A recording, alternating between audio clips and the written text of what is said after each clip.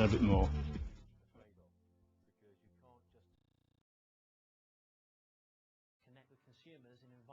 Customer service at CSL is all... And they're in a receptive and buying frame of mind. Solidify in my mind the approach that Hi, I'm Rebecca. I've worked here at British Gas now for 2 years. I'm on the support team, but I used to... Community when it was built in the late 1890s by the Victorians. Basically what it is it's offering... I get them from a new job. It's all part of our benefits package. Going into the job, have to talk... A lot of SMEs cutting back on their spending because they... We also send our organic waste away to a biogas plant. So 3 alternative... I've been in the investment. First of all, you've always got to give your best and then a bit more.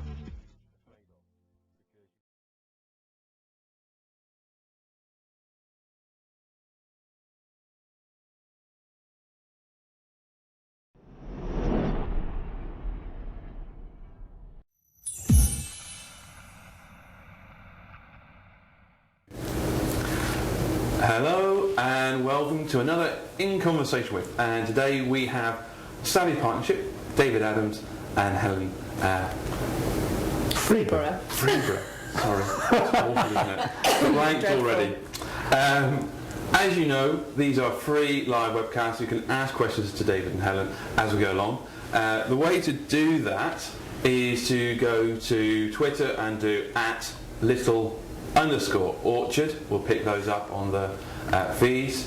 You can go and email icw@littleorchardprods.co.uk. We have a Facebook page which is Little Orchard.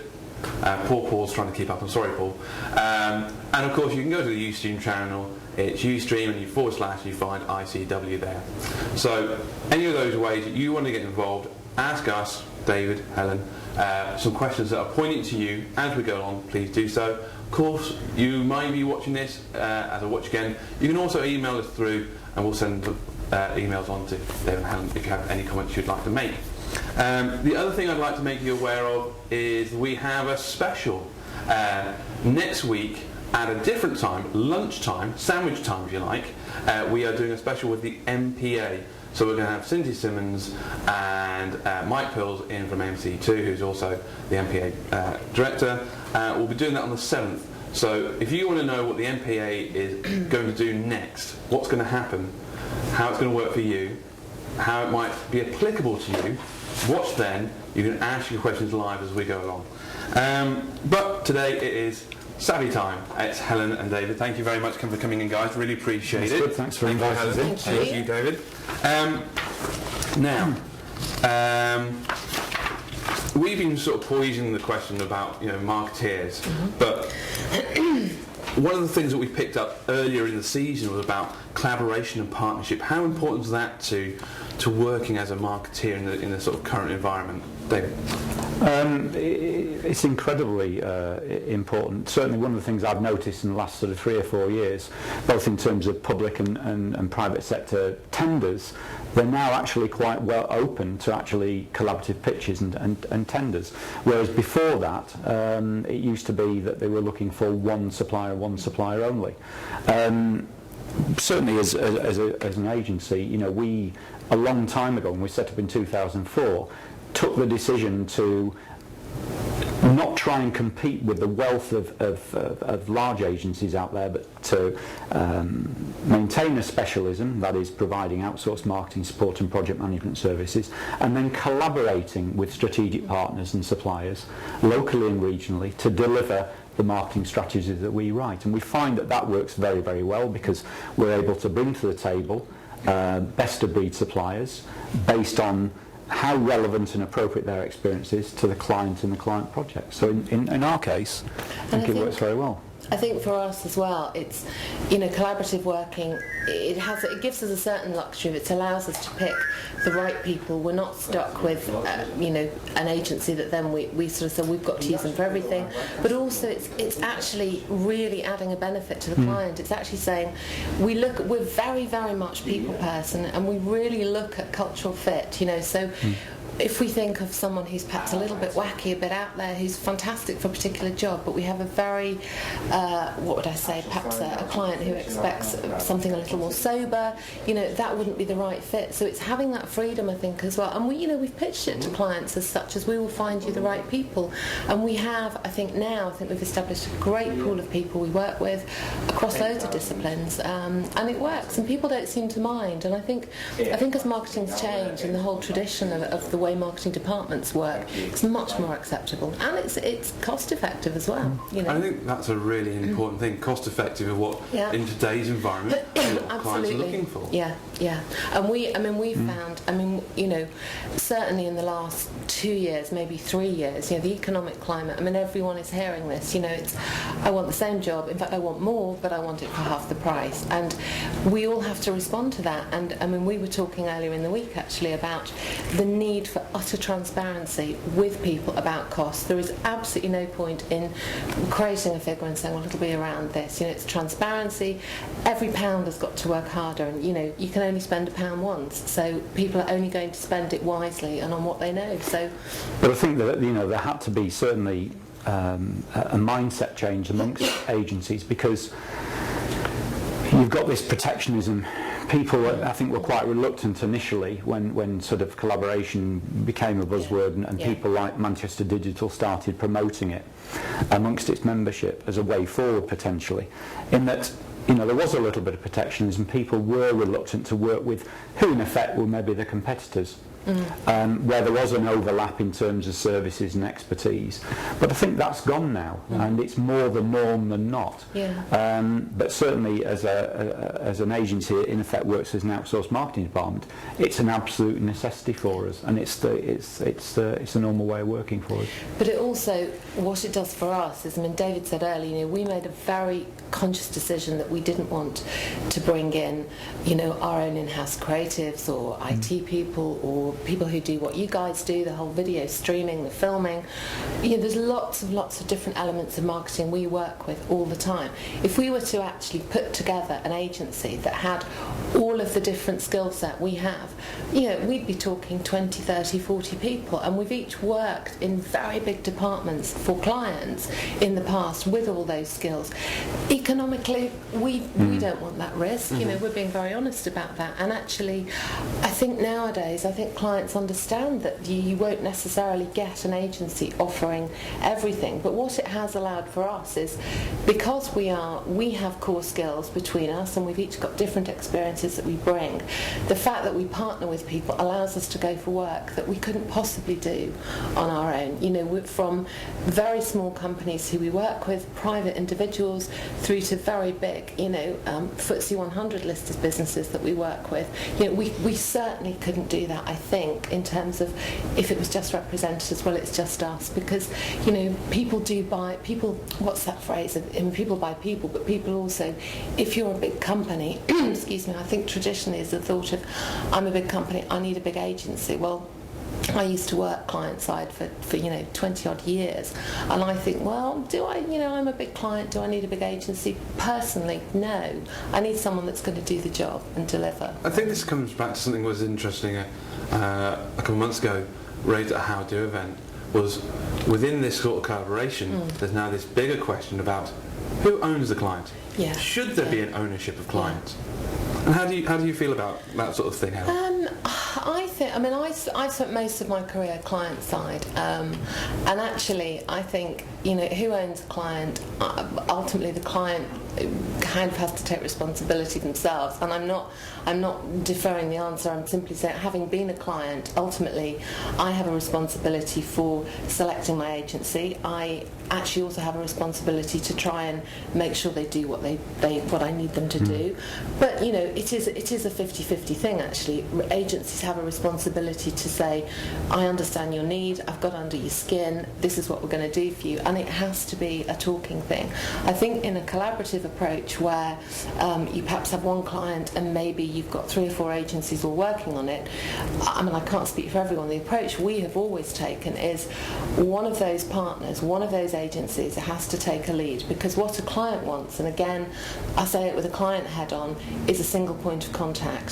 Some clients will say, look, you guys are great, but do you mind if I talk to the technical people directly, because I just want to do that? We don't mind, but what we would always say is, we need to know what you're talking about. We need to keep a track in one place. And I think, ownership it's a strange one, but I think it's really about responsibility. And I know, and I've done it when I was a client. I'd say, well, God, I'm paying you guys to do this. What are you doing? And now I sit on the other side of the fence. But just because you're paying someone doesn't absolve you of responsibility. Increasingly there's a more serious side to it, which I think the professional services market, particularly lawyers, are now recognising, and that is the issues of IP and contracts. And I think many companies who maybe this year were just emerging, just starting out, through collaboration and because of their level of expertise, one part of a project which is very high profile, a lot of money involved, and all of a sudden there's this issue of, well, actually, who owns the client, who owns the IP on the product? And that is now something, I think, for the digital sector that's an increasingly a problem. Unfortunately, because I was invited to lunch with a law firm 2 weeks ago, for them to basically discuss with me and try and get an insight on the digital sector in terms of what the problems are that are now being faced by agencies who, I say, last year might have been very small, this year are a lot bigger, and are embarking on sort of projects which are now national, international, with international clients. So fortunately it is being recognised. And is there progress being made there? Are there places to go where a smaller unit might be able to go and approach professional services? I think so. And what I won't mention who I was speaking to, but it was refreshing to see that they weren't just paying the problem lip service, but they're actually looking at the whole model in terms of the way as a professional service company worked, and also the way the pricing structure was put out there. Because we know that for two guys working from home, producing some groundbreaking work, the traditional professional services pricing model is not going to fit. No. So there has to be some fresh thinking about this and fresh packaging of services. Unfortunately, there are companies out there who are looking at it. For instance, I'm off after this interview. I'm off later to sort of a joint pro Manchester Digital event, where again that is the type of topic that's going to come up, where both sides are going to talk, which is, I think, is a great step forward. I think some of those pro Manchester Digital events that have come together have been very useful. I went to one, now ill-fated Halliwell's, but it was a great place for people who are old-fashioned suits and new suits to come together and have a really honest discussion about what's going on. The thing, we found recently, actually, we've been, David perhaps more so than I, but in discussion with a lot more what I would call traditional companies, the financial services, the solicitors, both of whom we've worked with pre-Savvy on the client side, so we actually understand that business. But what's interesting is, these I started out working in the city in London when marketing was, it was kind of this dark science, and bankers, my goodness, they didn't want marketeers. And then I moved into accountancy firms and legal companies, and it was all a sort of, goodness, what are we doing? Now, or certainly for the last 10, 15 years probably, businesses have accepted they need to, for marketing you can interpret that many ways, but perhaps it's communication, it's talking to your customers, it's sales, it's a whole mixed bag. But what we've found really, really recently is within Manchester, within the community, there is a sense of, God, we really need to be accessing digital, we really need to talk to these communities, but we don't really understand it. And it's almost like, I feel 20 years ago when I started, a very big challenge then was looking at TV advertising and how you actually put your name out. Did you actually sell a product through the TV, or did you just simply use it for, be really honest, to get your corporate name out? Now everything has to have responses, and I think the professional services sector is really aware of that. And where do people go now? They go online, they go digital. So we've actually started to engage quite closely with a number of businesses, sort of saying, yes, it probably does strike you now. This is the current sort of dark science to some of these companies. God, we've got to go online. What do we do? It can be broken down and made simple, I think. It's a change I don't think that was particularly welcome, but they're seeing that some of their competitors are doing it and embracing it with an open mind and seeing the benefit. And I think a lot of them realise now that there is no choice. Yeah. Well, that's quite interesting because we've had quite a few different digital people come through. We were lucky to have Mackenzie last time. We've had Return on Digital in. Simon Wharton, where are you, man? Come on. He's in his office. But there's this whole new wave of digital. But does that also mean that other sort of more traditional sort of things are being left behind? We had Justine writing from Cuckoo, and saying they put a vinyl in their window and they got business. Okay, it led on to one of the most bizarre projects I've heard of, which is the Catholic Diocese. Oh, the cathedral. Which was superb. But that started with a vinyl in the window. I think. I mean, I am sort of old school in the sense of when I started, the first job I ever did, which I cannot imagine would ever happen now, was I worked for a very, very large global financial services company, and the first job they said to me was, here's £20 million, put us on television. I was out of university 2 years, and I just thought, wow, great, I'll just go to a London agency who did fantastic creative work. We were buying the Coronation Street break just for the sake of having our name on TV. There was no link to a product, there was no sort of call to action. It was, hello, we've made this fantastic advert and this is who we are. Now, that's one very extreme example. I think to answer your question in terms of is there a place for traditional, I think there is. I think there is. I think the key about marketing, about whatever your activity is, whether you choose to do above the line stuff, it's probably not even called that now, but above the line or below the line or online stuff, is having a mix. One activity rarely works on its own, unless you do so much of it that it's there in your face all the time. You have to have a mix, but for every client, what the mix is actually about. It depends on so many things. Who are you talking to? Where are your customers looking for this product or service? Are they going online or are they seeing it in the street? And we were talking about it earlier, weren't we, about local radio and man in a van stuff. Sort of, if we have people, we sit there and we say, oh God, we just go online because we're in our own office and it's our own environment, and if we choose to look for something online, we can do that. If I worked in a shop or as an engineer, or in the health service or education, whatever it might be, people aren't accessing stuff online all the time. So I think they're traditional things, like it might be local radio, it might be press, it might be DM. I don't think we can assume that everybody goes home and goes online and starts looking for stuff. So I think it has to be a mix. It's about marketing ultimately is about knowing your audience and understanding also what the potential barriers to communication are. And I think it's fair to say some people have got a little bit carried away with that, about digital. They believe it's the big and end all marketing, and hence maybe the question, is the traditional role of the marketing manager or director dead because digital can solve all your problems? I don't think that's the case. I think digital plays, as with many other marketing tactics and techniques, a very, very important and crucial role, and within some sectors and industries, to promote some product types to some target audiences, it is probably the strongest marketing tool you've got. But it isn't the only one, and I think it's about having an integrated marketing mix, and the tactics and tools that you use should always be driven by the information needs of your target audience and the barriers to communication. And I think that's quite interesting, because looking at some of the stuff that we've been sort of getting feeding from LinkedIn, this idea that marketing managers are asked now to be web designers, graphics, have an IT pulse, have an SEO pulse, and they're starting to feel more and more and more stretched. What sort of support is there out there for those sort of people who are marketeers feeling more stretched? Well, I think organisations like, my experience of one particular organisation, which is Manchester Digital, which I also sit on the board as well as being a member, is that organisations like that are very much into knowledge share, and also putting you in an environment where there's plenty of people you can talk to, because whereas your particular marketing challenge or problem, it won't be unique.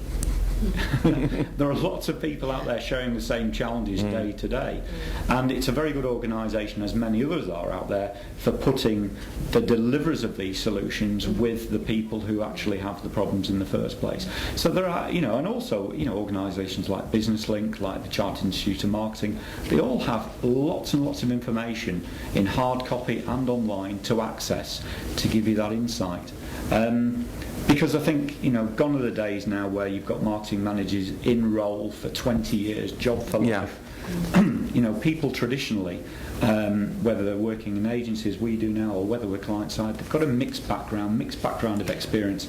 But this is, again, one of the great, if you like, reasons at the end of the day to collaborate and to work with strategic partners. Because Helen and I, to do our job, we need to be able to write detailed marketing strategies for brands and businesses and products.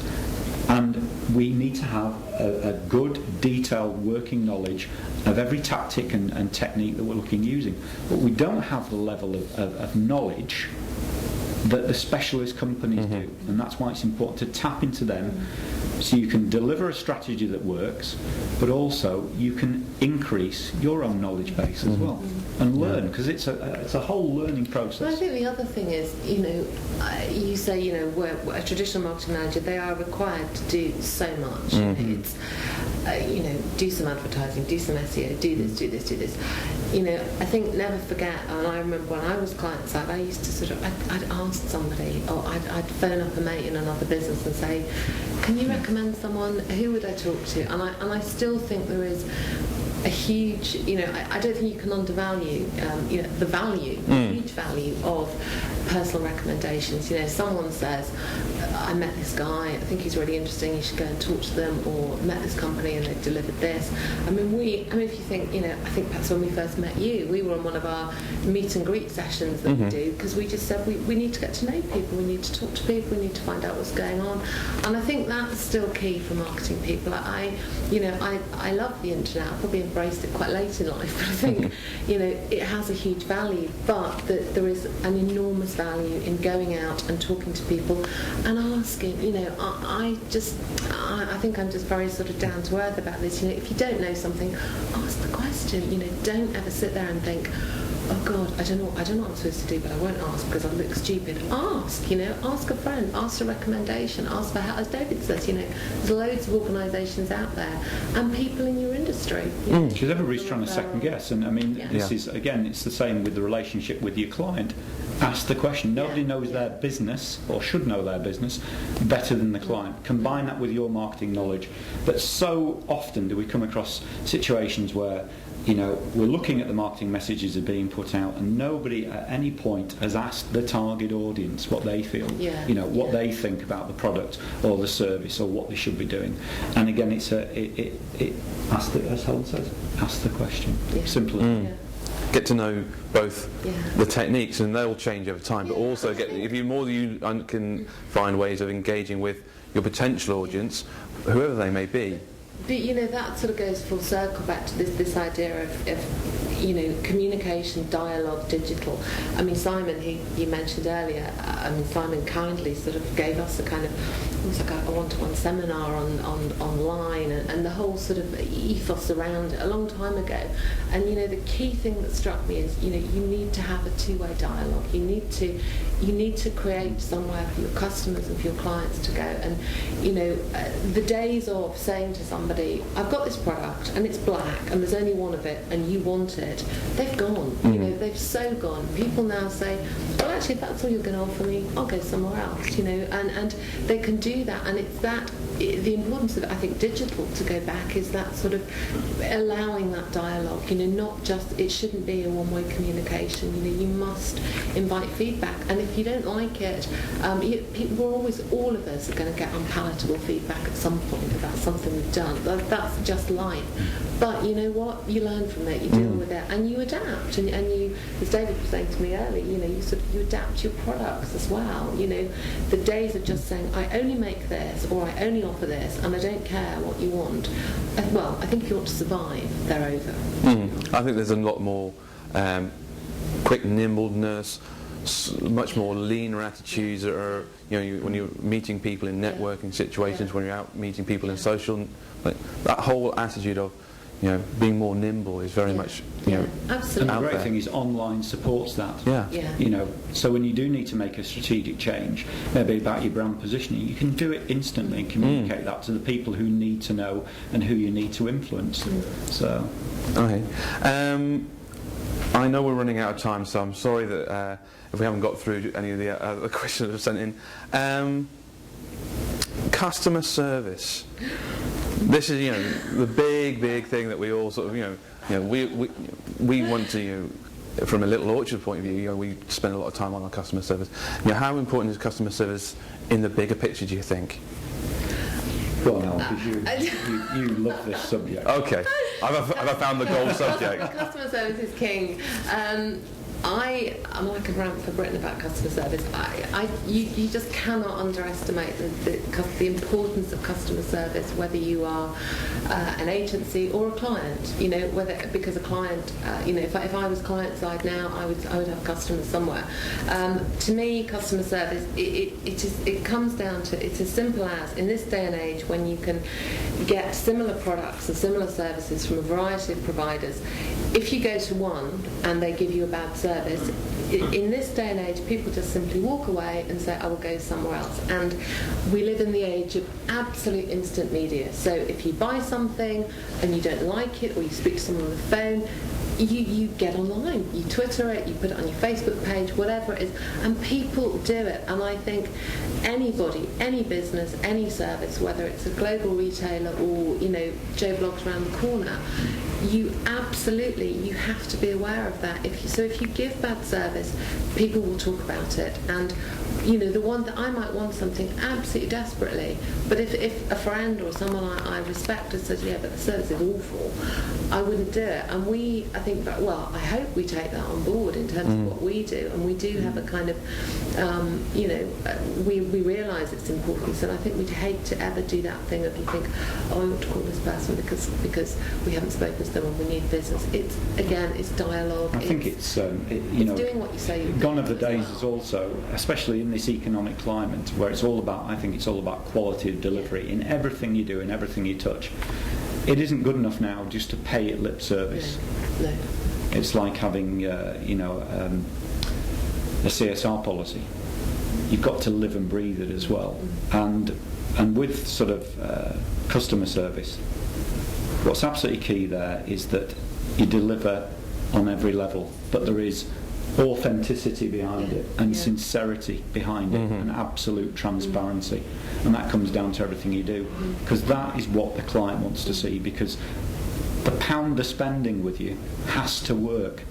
Gone are the days now, fluffy PR and fluffy marketing, a bit like your analogy in terms of the advertising, where you just had massive budgets that you could just spend really without having to justify. Or say what the returns were. So it is. It's in any business. I think with customer service, the other thing is you can actually, you might, it depends what the product is, but if it's something sort of personal, I don't know, it might be a haircut or something, you might think, well, I think that person might be a bit better than this one. But if you go somewhere and they're so nice to you, and they take an interest in you as a person or your business, that's what people buy people. So if someone's taking an interest in you, a genuine interest, not a kind of syrupy, hello, how are you, they'll go back. And that's sort of, I think, again, it's about being honest as well, and people know instinctively, whatever any of us think, people know when the person they're talking to is bored, doesn't believe them, is pissed off, it doesn't matter how good an actor or an actress you are, and it is, I think it's interesting, sort of the conversation talking about digital and online. I still think, and maybe because I've done this for a long time, there is an element of trust your gut instincts, read the signals, understand people, don't probe a little bit deeper, so you can put everything in the world online and great, and it has a huge part to play, but you can't intuitively, until you're sitting in front of somebody, really sense. They might say one thing, but actually they're saying something else. And also, it's a tough personal challenge, I think, in business, given the economic climate now. But again, don't take on a client if you really don't believe in the product or service, or you have no genuine interest in it, and you can't bring something to the table that's going to give some significant value. It's a tough thing to ask, given that everybody's after, needs and wants business. But I think certainly in the short and long term, you'd regret it straight away. I mean, we said, and it sounds a dreadful thing to say, but it's not don't take on a client you don't like, because you don't know whether you like someone or not. But what we've always said for us as a business is, we want to work with people, whether they're clients or suppliers, that we get on with. Because actually there are lots of people that do lots of similar jobs. So if you find, I don't know, a great PR company that you love working with and you have a rapport with them, work with them. And we, after lots of various business experiences, said, you know what, we don't really want to work with people that not that we don't like, but that we don't feel perhaps share the way we work, our kind of business values. And that sounds a little bit as if I'm sort of being terribly moralistic about it. I'm not. I'm being practical. If you work with people that you get on with and you've all got a similar way of working, I think the other thing with that is you're more likely to deliver a much better product if you're loving it. You're absolutely loving it. Because you're all feeling the same about it. Yeah. That supports the premise behind Savvy. When I came to Manchester, first of all, to work about 11 or 12 years ago, and started networking, what was amazing, and I was agency side that time working for somebody else, was just the wealth of opportunities that you encountered literally on a daily basis. And when I set Savvy up in 2004, it wasn't about empire building. It wasn't to create some super agency. It was to use Savvy as a vehicle really to, and this sounds a bit contrived, but it's the truth, an opportunity to work with interesting people I liked on interesting projects. And that's all it's ever been. And we try and, we stay true to that now. Cool. Okay, I'm going to move us on. Yeah. One last thing. Refreshing, keeping up to date the brand, the marketing proposals. Do you think people do enough of that? Is there enough strategy being developed out there, or are we just becoming a bit Me Too-ish? I think there's two parts to answering this. I think in that technology plays a great part now in the marketplace in terms of what products and services customers want and what products and services people are delivering.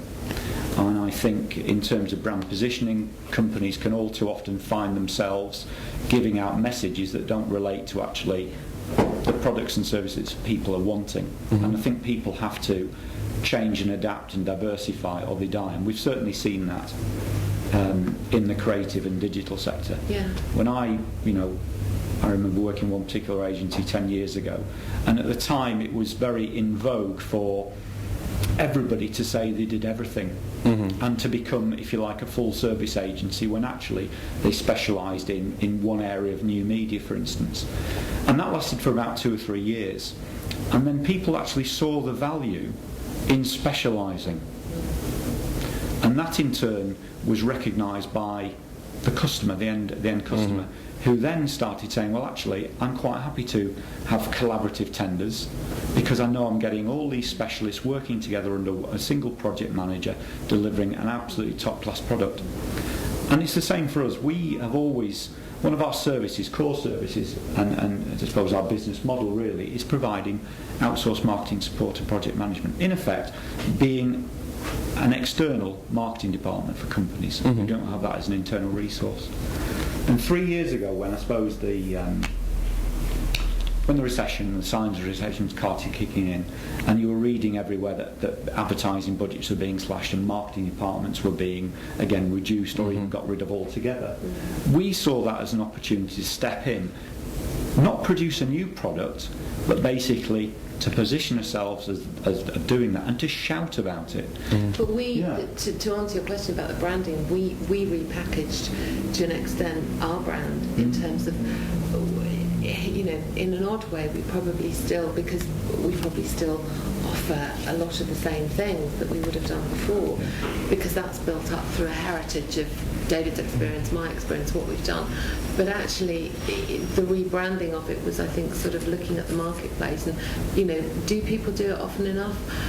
I think it depends. I really do. I think it depends on the type of business, how big their department is, how switched on they are, but also how in tune with their customers they are. Have they actually, you know, sometimes when we've met them, people say, God, I've lost, you know, 20% of my customer base. Why? And it's, well, what do you think your customers are buying? What are you selling? You know, and so some companies, I think, in fairness, I don't think it's a simple yes or no. I think some companies rebrand when they need to and they recognise the need. There are some brands that will never be rebranded, that are just there forever, you know, some of the big global players, and there are others that, you know, have let it slip and they pay the price. Okay. Well, I'm afraid we're out of time. Thank you very much for coming in. It's lovely having you in. It's been beautiful having you in. Well, that's all we have time for, I'm afraid. We do obviously have the MPA special event that's 12 noon on the 7th of December. That's coming up next week. So if you want to find out what the MPA is going to do for you, what's coming up around the corner from the MPA, please tune in then. You can ask your questions live as we go along, or you can send them in advance to the same sort of places that we've been doing one today. Oh, and I've forgotten. Rob Brown of Standing Forth will be here in the normal In Conversation With slot Tuesday fortnight, 3 p.m. And we'll be talking with Rob about all those sort of things that you want to ask Rob. So tune in again next week and the week after. So until then, thank you very much. Take care.